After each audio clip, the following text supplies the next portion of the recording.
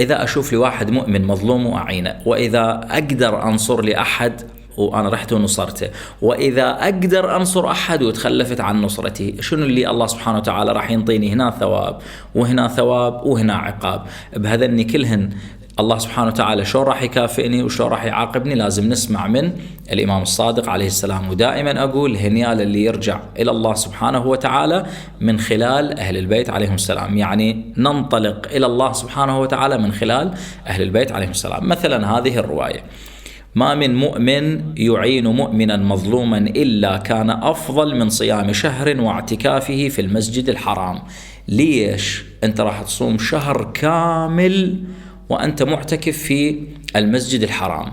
أكيد ثوابها عظيم جدا، لكن الإمام الصادق عليه السلام يقول هذه النصرة التي تقدمها لأخيك المؤمن أفضل من صيام شهر كامل مع اعتكافه في المسجد الحرام. ليش؟ لأنه هذا الصيام وهذا الاعتكاف وأي عبادة مستحبة أنت تسويها الإنسان المؤمن، أي عبادة مستحبة هاي راح تنفعك لك أنت شخصيا، بس لما تعين أخاك المؤمن راح تعود المنفعة إلك وللمؤمن نفسه، هذا اللي راح أنت تعينه. بعد: وما من مؤمن ينصر أخاه وهو يقدر على نصرته إلا ونصره الله في الدنيا والآخرة.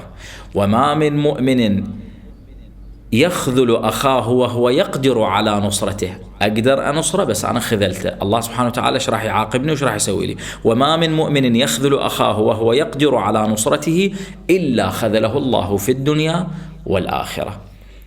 إذا رجعنا إلى الله سبحانه وتعالى من خلال أهل البيت عليهم السلام، باختصار افتح قوسين هالشكل، اكتب بياناتهن: نصير خوش أوادم بمعنى الكلمة.